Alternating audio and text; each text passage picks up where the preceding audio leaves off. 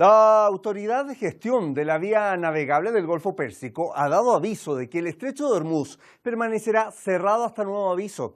Esto no es gratis, claramente. La decisión fue a raíz de las tensiones provocadas por las fuerzas agresoras estadounidenses en la región. Hasta ahora se ha solicitado a quienes hayan obtenido permisos de tránsito que mantengan la calma y esperen futuras instrucciones, Y es que por segunda noche consecutiva Estados Unidos decidió violar la tregua y lanzar ataques en el sur de Irán. Según informes, se escucharon explosiones en la ciudad iraní de Bandar Abbas, así como en Sidik y también en la isla de Geshem. Esto en la provincia sureña de Hormuzgan. ¿Qué hizo Irán? Pues la respuesta no se hizo esperar. El Cuerpo de Guardianes de la Revolución Islámica de Irán lanzó intensos ataques contra las bases de Estados Unidos en la región que alcanzaron y destruyeron 18 objetivos importantes pertenecientes al ejército estadounidense en las bases de Ali Salem y también en Ahmad al-Jaber, así como en la base aérea de Sheikh Isa. Quiero saludar ahora a Daniel Lobato, analista internacional. Nos contactamos desde Madrid, España, con Daniel para comenzar este análisis. Daniel, gracias por responder nuestra llamada como siempre y te llevo de inmediato al tema. Desde tu punto de vista, ¿qué es necesario considerar de la respuesta que Irán ha dado esta noche recién pasada a Estados Unidos? La presión a la que Washington está acostumbrado a someter a sus contrincantes no está funcionando en esta ocasión. ¿Qué deben ser tomadas en cuenta por parte o cómo pueden ser tomadas estas amenazas tomadas en cuenta por parte de Irán a estas alturas? Te escuchamos. Osvaldo, muchas gracias por la invitación. Un placer estar con Hispan TV y la audiencia. Antes de nada, permíteme, hoy comienza el Mundial de Fútbol.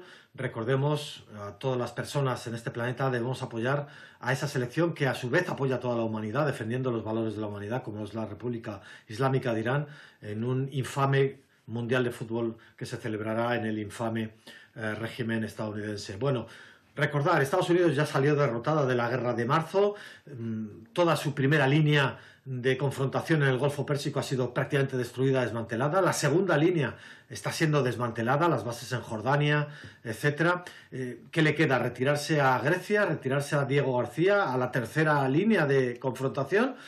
No le conduce más que a la derrota, y a pesar de lo que escuchemos en sus redes sociales, que gran parte es mentira, pero dice algunas verdades, y a pesar de que la televisión norteamericana esté llena de analistas que alimentan el que acabe el trabajo, que arroje la bomba atómica contra la República Islámica de Irán, la realidad es que tenemos que ceñirnos más bien a los hechos. Es verdad que Donald Trump ha amenazado con que Irán pague el precio, con que va a tomar la isla de Hars, que se va a apoderar del petróleo de Irán, y ahí hay elementos que son verdad. En los hechos, si nos fijamos en ellos, tenemos un supuesto alto el fuego que ha sido completamente incumplido por Estados Unidos todas estas semanas, que no ha hecho más que estar testeando, examinando, probando las defensas iraníes, especialmente las del sur, queriendo desconectar el sur del norte de Irán, que tenemos la brigada paracaidista estadounidense en el régimen israelí preparada para hacer algo, y por supuesto todo ese testeo indica un patrón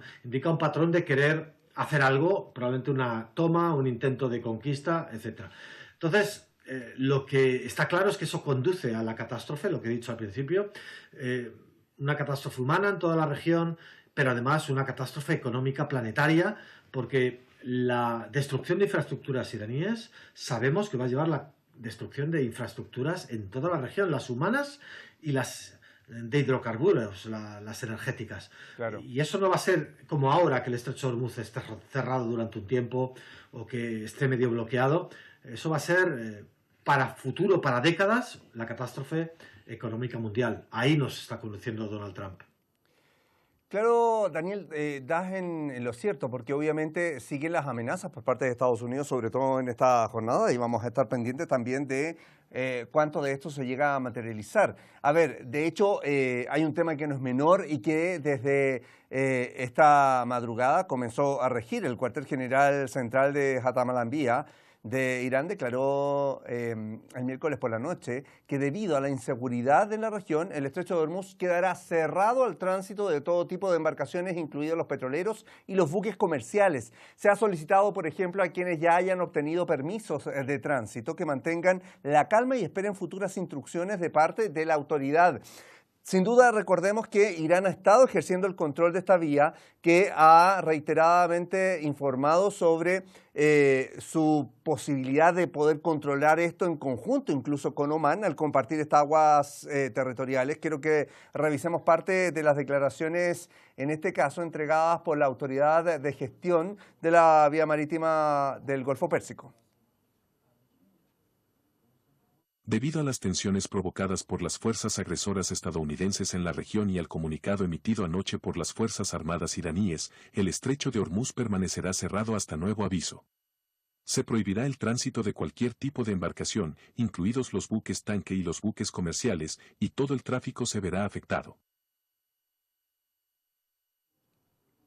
Bien, ahí revisábamos parte, estamos con Daniel Lobato, recordemos, analista internacional desde Madrid, España. Daniel, gracias por mantenerte ahí en línea con nosotros. Te llevo a lo siguiente, veíamos entonces la decisión que se ha tomado respecto del estrecho de Hormuz y obviamente la situación que por allí está pendiente ahora en cuanto al tránsito de buques y petroleros. ¿Qué ha logrado desde tu punto de vista Estados Unidos hasta ahora? Justifica los ataques con el derribo de un helicóptero estadounidense, pero ¿es un argumento para seguir escalando la situación? Te escucho.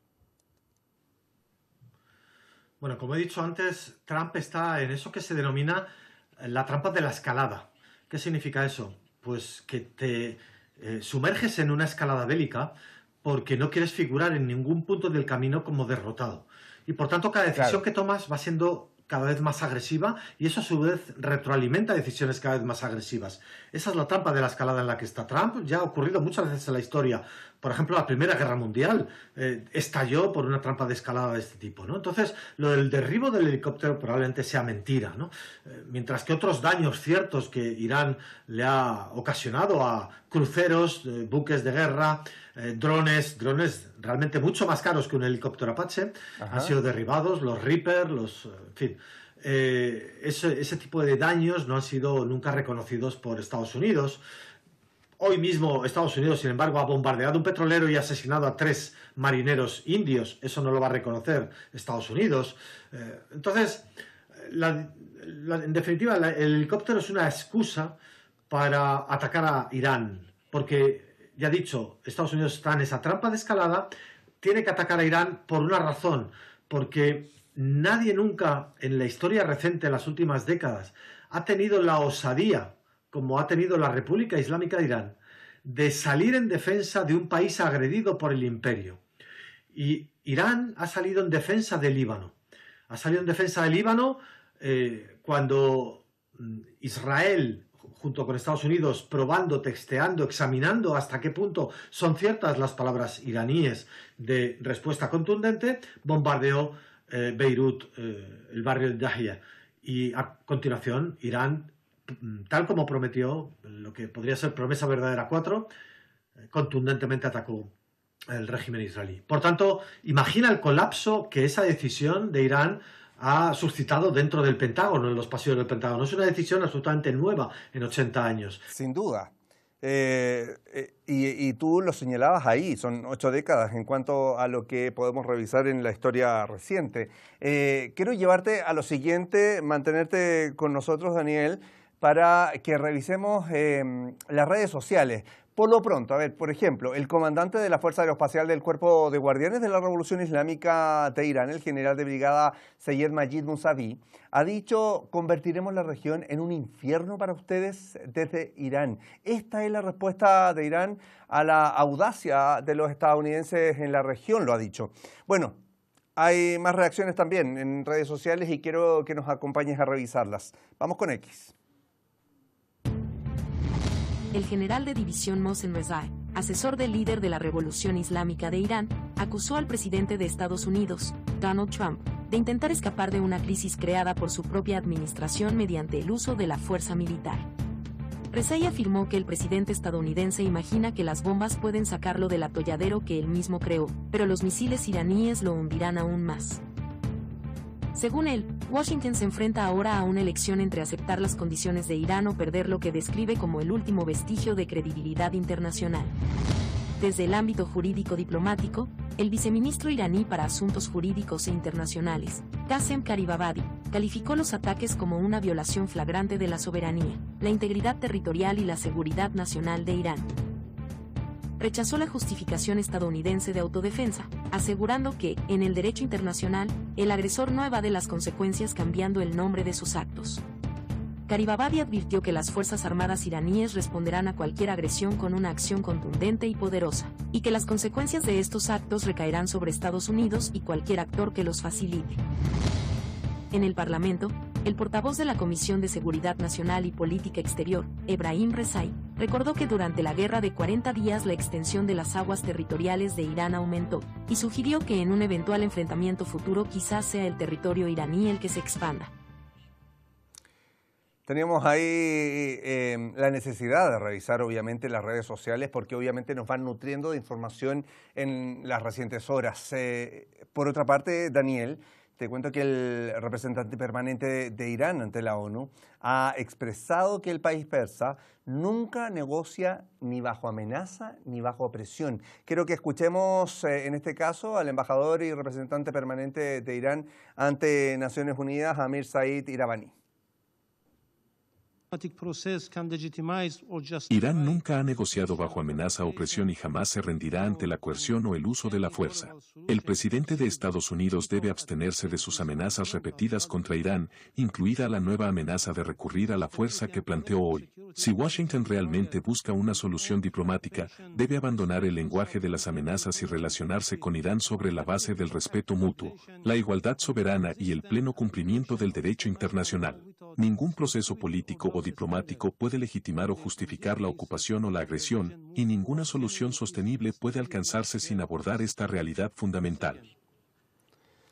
Bien, el papel también internacional y en la arena diplomática por parte de las acciones de estas últimas horas, porque esto va cambiando rápidamente. Estamos con Daniel Lobato desde Madrid, España. Daniel, ¿qué opciones están hoy día sobre la mesa? ¿Qué pasa, por ejemplo, en este escenario con los aliados de Washington en la zona? Que eso es bastante importante también, porque aquí obviamente que hay responsabilidades compartidas.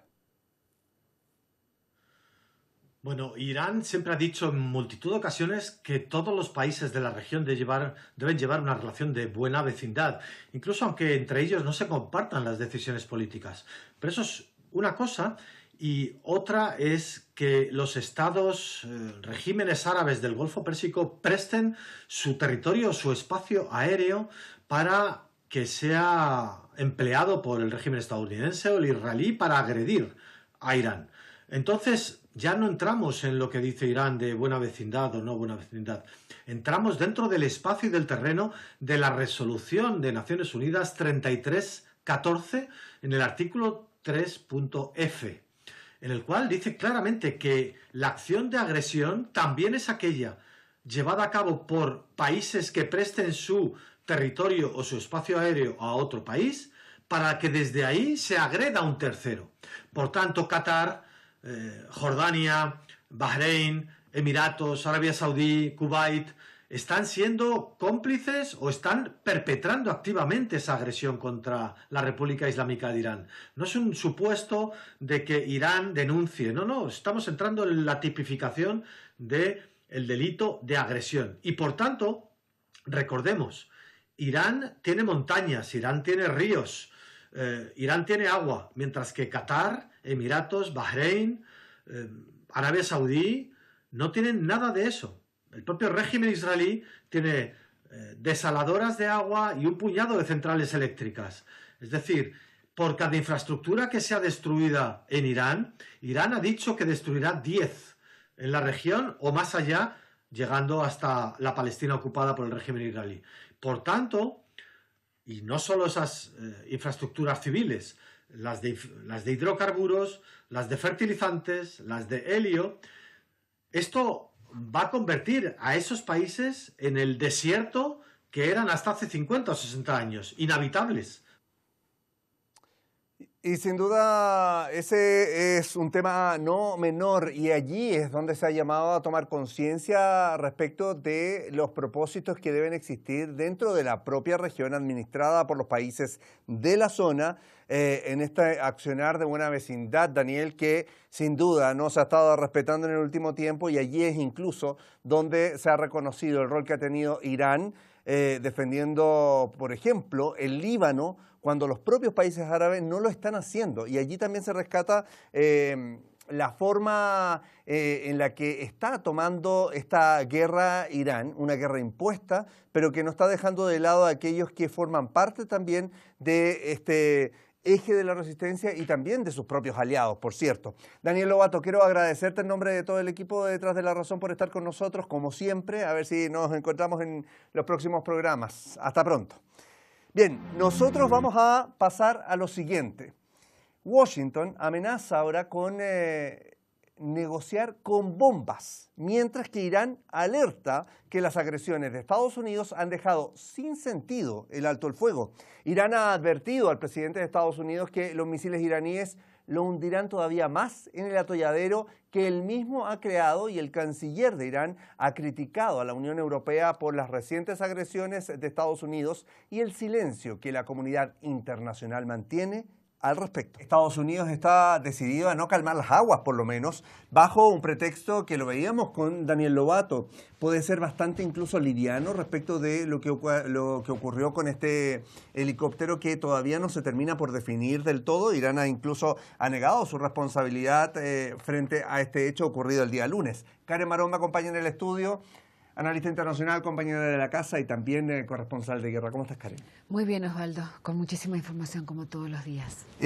Karen, ¿qué pasa hoy día con el tema de Estados Unidos, estas reacciones que ha tenido el país norteamericano, estas amenazas que son constantes y que permanecen allí bastante activas?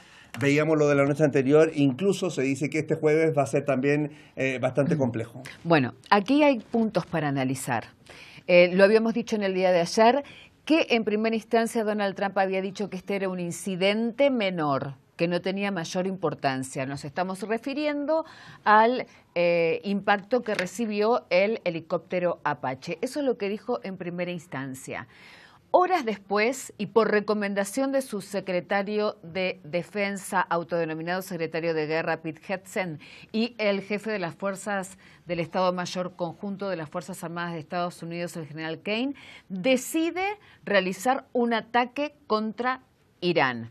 En primera instancia, la primera noche, después hubo una segunda noche, o sea que se viola estrictamente el cese al fuego, por lo tanto se viola la Carta de Naciones Unidas, por el uso de la fuerza en política, en las relaciones internacionales y también el derecho internacional. Pero aquí pasa lo siguiente, más allá de estas recomendaciones, lo que se está utilizando, que lo habíamos dicho en otras oportunidades, es algo que se denomina la diplomacia de cañoneras. ¿Qué significa la diplomacia de cañoneras? Esto fue utilizado por Estados Unidos en muchas otras oportunidades y es utilizar el uso de la fuerza aún en medio de las negociaciones, el uso del poder militar para llegar a un fin político. ¿Qué le pasa a Donald Trump? Tiene una gran frustración, y esto es información, no es opinión, porque él dice que Irán está obstinado en no firmar el acuerdo de paz. Irán no está obstinado. Irán tiene una posición determinada para que no se siga cumpliendo el ciclo de ataques-negociación, ataque-negociación. Por lo tanto, el hecho específicamente del helicóptero se puede tomar como un atentado, es símil a un atentado de falsa bandera, porque se utilizó como una excusa para realizar dos ataques, utilizando lo que se llama, reitero, diplomacia de cañonera y en lo que se dice en geopolítica o en las ciencias militares, proyección de poder o proyección de fuerza. Se considera a la otra parte como inferior, ¿sí? Entonces, en desigualdad de condiciones. Y vuelve a tener Donald Trump y sus funcionarios un diagnóstico errado, porque Irán ha sido el vencedor en esta contienda. Bueno, y también es interesante escuchar de la propia voz, en este caso, lo que publicó en su red social el presidente Donald Trump, pero también lo que dice el secretario de Defensa Pete Hegseth respecto de estos hechos actuales. Escuchemos esto y continuamos. Estados Unidos atacará a Irán esta noche. En un futuro no muy lejano, tomaremos la isla de Harg y otros puntos de infraestructura petrolera y asumiremos el control total de sus mercados de petróleo y gas, de manera similar a lo que hemos hecho con Venezuela, lo cual está funcionando de manera extraordinaria tanto para Venezuela como para los Estados Unidos de América. Gracias por su atención a este asunto. Si tenemos que negociar con bombas, negociaremos con bombas. Como dijo el presidente Trump, ellos han estado toc, toc, toc. Se nota cuando alguien intenta hacer toc, toc, toc, para lograr un acuerdo. En cambio, van a recibir toc, toc, toc de bombas cayendo sobre instalaciones clave en Irán por parte de los Estados Unidos de América. Esto se debe a que el Departamento de Guerra está preparado para fijar las condiciones que garanticen que obtengamos el tipo de acuerdo que el presidente Trump espera. Bien, siguen hablando de las condiciones, de las garantías, pero al mismo tiempo hay una frase que es bastante decidora y compleja a la vez, porque insisten en, vamos a negociar con armas o con bombas. Vamos a negociar bajo las bombas. Esa es la diplomacia de cañonera. Esa es la diplomacia de los cañones. Ahí está clarísimo. Claro, por eso era tan importante que nosotros pudiésemos comentar de qué se trataba, porque no son hechos menores ni hechos aislados. Todo tiene un fundamento político, geopolítico, y está basado, como decía anteriormente, en la ciencia militar. Vamos a presionar, esto ha sido una decisión de Donald Trump, vamos a presionar a través de la fuerza para que Irán tome una decisión. Es cuando en el día de ayer, o hace unas 48 horas en realidad, dijo, han tardado demasiado y van a pagar por eso. En realidad están presionando para que Irán firme un acuerdo de paz en función de los deseos de Donald Trump, no en el hecho de que sea un win-win, ganador-ganador. Y también recordemos que J.D. Vance, por otra parte, estaba en paralelo al acuerdo, no es claro, acuerdo de paz, es memorándum de entendimiento, es el primer paso, memorándum de entendimiento. De ahí podría extenderse, si es que se llega a ese memorándum, unos 30 o 60 días más, por lo pronto. Claro, y J.D. Vance estaba negociando de alguna manera el tema nuclear aparte del memorándum de entendimiento. Ahora, Karen, es llamativo también lo que pasó con una llamada telefónica, en este caso, con el canciller de Irán, Seyed Abbas Araghchi, Sí. que se comunicó con la jefa de política exterior de la Unión Europea, estoy hablando de Kaja Kallas, y le dijo, o le reprochó el silencio de la comunidad europea respecto de lo que está pasando, porque obviamente recordemos que son los países europeos los que hoy día se están viendo perjudicados con el alza de precios, pero con las decisiones también de lo que no hay que borrar, su principal socio en Occidente, que es Estados Unidos. Así es, y esto tiene una analogía con lo que también sucedió en el 2022, cuando comienza el conflicto entre Rusia y Ucrania.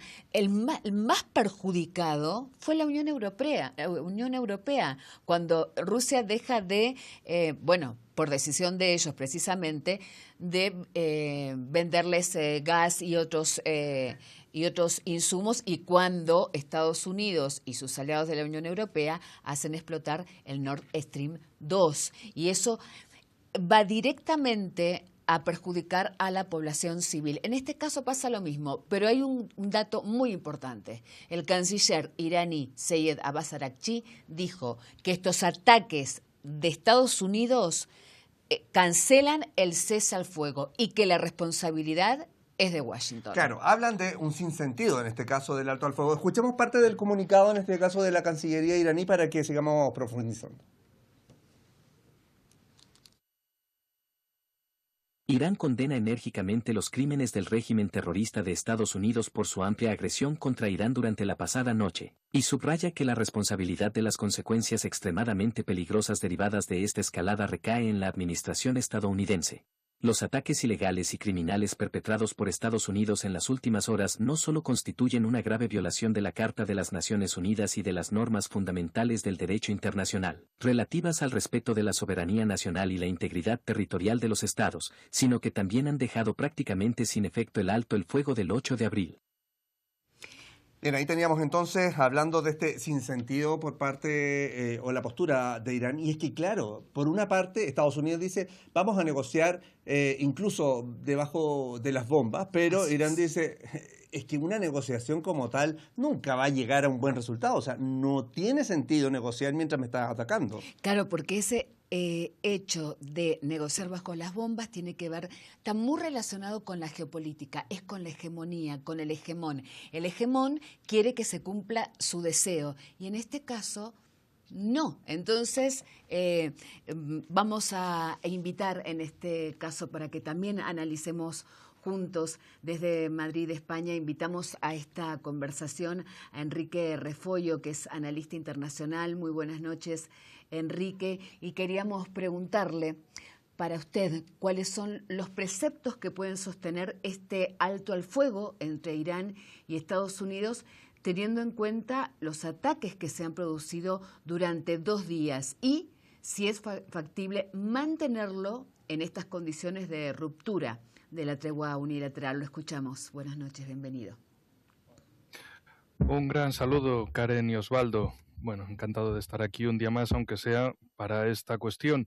Lo más importante a tener en cuenta sobre un alto el fuego entre Irán y Estados Unidos, teniendo en cuenta la situación no solo entre los dos países, sino también en relación a los acontecimientos, al bombardeo masivo y criminal del Estado de Israel al Líbano, lo que tenemos en cuenta y lo que podemos prever es que el alto el fuego nunca se va a producir, nunca se va a sostener, básicamente porque Estados Unidos no es un país soberano. Estados Unidos no actúa en favor de sus intereses, sino en favor de los intereses del Estado de Israel. Netanyahu quiere guerra y Trump, aunque no le interese la guerra, no al menos en este momento, se ve arrastrado una y otra vez por la administración Netanyahu, que está necesitada de estas guerras para mantenerse en el poder, para seguir arrasando a sus vecinos, a países árabes del entorno, y que también quiere destruir a la República Islámica de Irán porque la entiende como su principal competidor geopolítico regional. Para Estados Unidos no tiene la misma importancia, no deja de ser una cuestión que está en el continente eurasiático, muy lejos de América, pero sí que representa esa importancia en el sentido de acabar con uno de los 3 países importantes del espacio eurasiático. Los otros 2 son Rusia y China. De esta manera, pretendería Estados Unidos acabar con el vector sur de Rusia, también con una conexión muy importante para China, y de ahí penetrar hacia el norte, hacia el Cáucaso por un lado y hacia Asia Central por el otro, para seguir golpeando en ese sentido geopolítico, en ese sentido de hacerse con el control del Herland, del espacio continental. Pero para Estados Unidos todavía existe un margen de tiempo.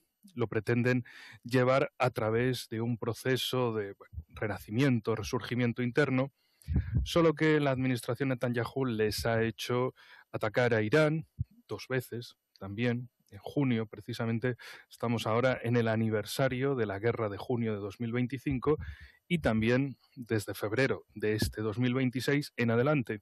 Lo que tenemos aquí claramente es una administración Trump totalmente prisionera de Netanyahu, lo cual no solo es que lo sepan en el mundo en general, es que lo saben en Estados Unidos en particular.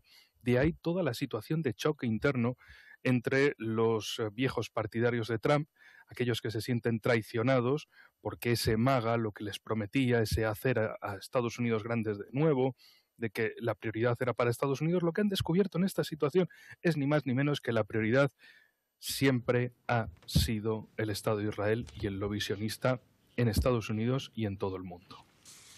Bien, ahí estábamos con Enrique Refollo, le pedimos que se mantenga en línea con nosotros para continuar analizando y vamos a profundizar un poco de esta respuesta de Irán, que fue bastante certera y devastadora por lo demás para las bases estadounidenses en la región, Karen, ¿no? Sí, que además esto fue anunciado. Si hay un ataque, va a ser más devastador el contraataque o la contraofensiva. Se atacaron 21 objetivos. Jordania. ¿Qué es lo que se atacó en Jordania específicamente? Con 12 misiles balísticos, los hangares que albergan aviones de combate F-35, F-16 y F-15. El centro de mando, el control del ejército estadounidense en Al-Arshaq, destruyendo con misiles de largo alcance de combustible sólido los Shekan, precisamente. Y además, no solamente fue Jordania, sino que se atacó también Irak, donde se atacó la base aérea estadounidense de Al-Jarir, en Erbil, con misiles y destruyendo el sistema de radar en la región del Kurdistán iraquí. Por otro lado, la respuesta a la contraofensiva inmediata, rápida, fue contra Bahrein, donde la Fuerza Naval del Cuerpo de Guardianes lanzaron un ataque con drones contra la quinta flota naval estadounidense en Bahrein, por supuesto, y como vos lo habías anunciado anteriormente, también se atacó la base aérea de Sheikh Issa y en Kuwait las bases aéreas de Ali Salem y Ahmad al-Shaber. Bien, respuestas que se mantendrán mientras persistan las acciones del enemigo, dice el Cuerpo de Guardianes, Karen, que sin duda da cuenta y se ha insistido en que la capacidad de reacción, de defensa y también de poder controlar los objetivos de Estados Unidos y de Israel en la región se han demostrado con creces en todo este conflicto, en esta guerra que inicia el 28 de febrero y que recordemos, hoy día es 11 de junio, se cumple un año de cuando se inició la guerra anterior, la guerra de los 12 días, se cumple un año. Y en un año ya estamos enfrentando estas dos guerras. Así es. Con los mismos enemigos. Y estamos al día 104 de esta nueva guerra que comenzó el 28 de febrero. Vos hablaste de capacidades misilísticas, es respuesta rápida y despliegue rápido, así que la acción militar iraní ha sido tal cual lo anunciaron. Y nosotros le seguimos agradeciendo a Enrique Refollo, que se encuentra en Madrid, España, analista internacional, y queríamos preguntarle ¿qué está demostrando Irán precisamente con esta respuesta rápida en la contraofensiva frente a las agresiones estadounidenses, la capacidad militar defensiva y ofensiva desplegada y la multiplicidad de objetivos atacados? Enrique. La cuestión que tenemos aquí una vez más es que precisamente la guerra que estalló en febrero, que hicieron estallar las fuerzas israelíes y estadounidenses el 28 de febrero, para ser más exactos, continúa. Nunca ha dejado de estar ahí. Simplemente hubo un cese al fuego temporal seguido por una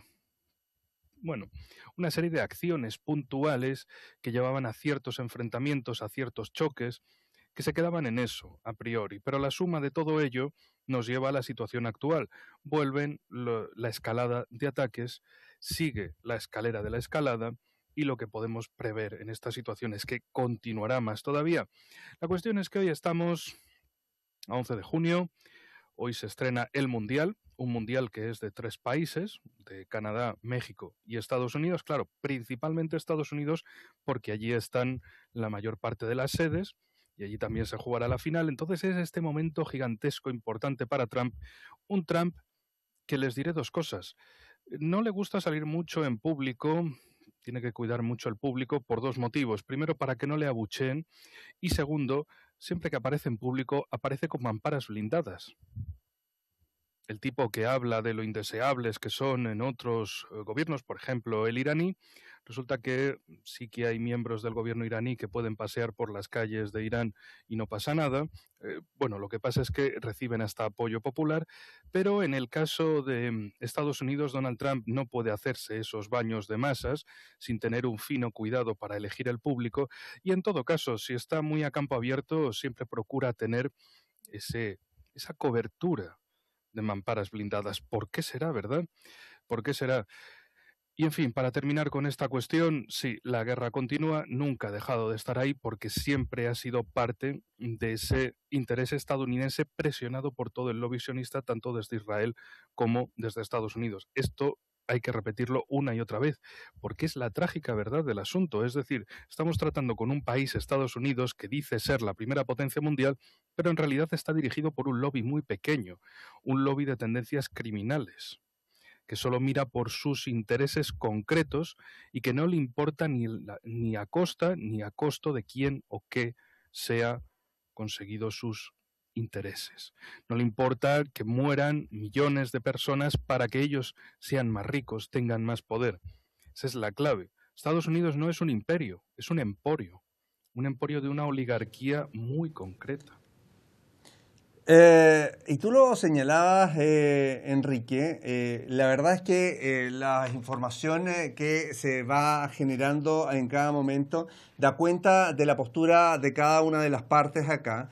Hay información, por ejemplo, de los minutos recientes, y es que en su cuenta o en su red social, Truth Social, el presidente de Estados Unidos, Donald Trump, ha señalado que cancela los ataques contra Irán y menciona un posible acuerdo en ciernes. Y esto sin duda demuestra hoy día el punto de vista de Irán, que ha dicho no negocia bajo presión ni bajo tampoco, en este caso, ningún tipo de ataque como medida de llevarlo o empujarlo a aceptar un acuerdo a buenas y a primeras. Y esto entonces deja hoy día, Karen, Sí. a Irán en un alto nivel de posicionamiento internacional, considerando que la presión no sirve y finalmente hay una contrapresión para Donald Trump, que sigue cargando a sus hombros con este tipo de decisiones. Por eso decía que el diagnóstico es absolutamente erróneo por parte de Donald Trump y de los funcionarios que lo asesoran, porque es un hegemón que está en decadencia. Esto de la diplomacia de cañones tiene que ver con esta hegemonía de la que hablaba y subestimando o teniendo en cuenta de que el otro actor está en una situación de debilidad. No tienen en claro que cuando se sale victorioso es quien pone, el que gana la guerra, el que gana además una guerra impuesta, es el que impone las reglas. Bueno, y sin duda este es un nuevo fracaso mediático, en este caso, para el presidente Trump, que ya había amenazado con que esta noche iba a bombardear, incluso se hablaba de Teherán, o sea, de algunos puntos en específico. Karen, vamos rápidamente para no dejar fuera de esto lo que pasa con Yemen, y allí también se suma esta decisión tomada justo el día de hoy por la autoridad marítima y de allí del Estrecho de Hormuz, de cerrar el Estrecho de Hormuz sin llamar a una alerta máxima. Dice, las personas que allá tenían el permiso, que se queden tranquilas y que esperen instrucciones. Y Yemen también ha dado cuenta de esto. Claro, Yemen además realizó un comunicado. Sabemos que Ansarolá, parte del eje de la resistencia, desde el primer instante estuvo, por supuesto, apoyando las decisiones de Irán, específicamente los últimos ataques de represalia, porque han sido atacados, y más en este incidente que es muy factible que sea una falsa bandera en función de lo que quería Trump. El punto fundamental es, Ansarollah hizo su manifestación pública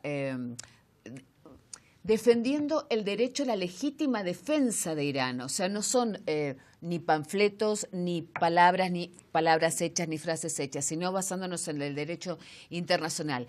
Y siempre teniendo en cuenta que Bab al-Mandeb es otro de los poderes disuasorios que están, en cualquier momento puede ser cerrado, y eso puede ser una catástrofe total. Revisemos en este momento entonces, como tú lo señalabas, parte de un comunicado emitido por la Cancillería yemení para que continuemos. La persistencia de la agresión estadounidense tendrá efectos perjudiciales en las cadenas de suministro y el comercio internacionales, así como en los mercados de petróleo y energía, amenazando la estabilidad económica mundial. Yemen, haciendo hincapié en el legítimo derecho de la República Islámica de Irán a defender su soberanía e integridad territorial, afirma que Irán tiene derecho a responder a cualquier agresión que atente contra su seguridad y estabilidad, incluyendo los ataques contra las bases estadounidenses en la región. Y nosotros seguimos comunicados con Enrique Rafollo, analista internacional desde Madrid, España, y precisamente con respecto a este tema, específicamente de Ansarollah de Yemen, ¿qué rol cumple, Enrique, Ansarolá, como parte del eje de la resistencia Ansarolá de Yemen en esta guerra, al apoyar el derecho de Irán a responder los ataques de Estados Unidos, advirtiendo que la escalada pone en riesgo la estabilidad regional y la economía mundial si deciden cerrar el estrecho de Bab el-Mandeb.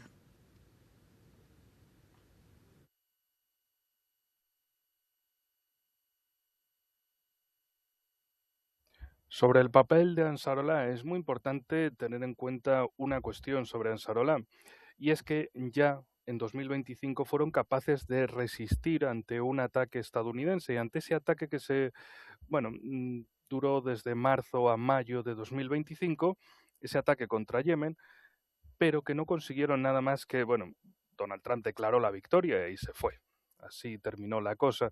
Después de haber bombardeado, después de haber asesinado a civiles yemeníes, ante todo, después de haber causado, y esto es lo importante, un daño, no a infraestructuras militares, que eso Estados Unidos llama infraestructuras militares a cualquier cosa. El problema es cuando también se han dedicado a atacar infraestructuras civiles, infraestructuras de producción energética, de producción eléctrica y también estaciones de bombeo. Lo mismo que ha sucedido, por cierto, en Irán en esta semana, por parte, una vez más, de las fuerzas estadounidenses e israelíes. Lo que tenemos con Yemen es un ejemplo de voluntad y resistencia, de que ellos, a pesar de ser el país más pobre, el llamado país más pobre del mundo árabe, y a pesar de no tener esos grandísimos recursos de otros países árabes, por ejemplo las petromonarquías, fueron capaces de resistir ante el empuje de Arabia Saudí. Fueron capaces de conseguir que Arabia Saudí pidiera un alto el fuego con Yemen, con Ansarolá, porque no podían con ellos. Y nunca se atrevieron a una operación terrestre porque sabían que era imposible meterse en las montañas de los yemeníes. La cuestión ahora es esa presión en dos puntos, es decir, en Hormuz, por el lado de Irán, y en Bab el-Mandeb, por el lado de Ansarolá. Y decirle a la coalición Epstein, a la coalición de Estados Unidos, Israel y sus acólitos, que no van a pasar por ciertos lugares, que ellos tienen el paso vetado en ciertos lugares y que estamos evidentemente ante un enfrentamiento. Sí, las cosas son así de trágicas, son así de dolorosas, pero es la vía que precisamente han elegido tanto Estados Unidos como Israel al usar la violencia como su arma política. Parecía que eso había quedado enterrado en el pasado, ¿no? Que esa noción de Clausewitz de que la guerra es la política por otros medios, es una cosa decimonónica. No es decimonónica, es del presente, y por desgracia parece que estamos arrastrados a que esa sea la máxima en todo momento y lugar, porque precisamente va a haber ciertas potencias que aquello que anhelen conseguir y no lo puedan conseguir por unas vías, entre comillas, pacíficas, lo van a hacer por medios militares, por una razón muy sencilla, porque los tienen. Quieren conseguir algo y se lanzan a conseguirlo del modo que sea y al coste que sea, al coste humano que sea.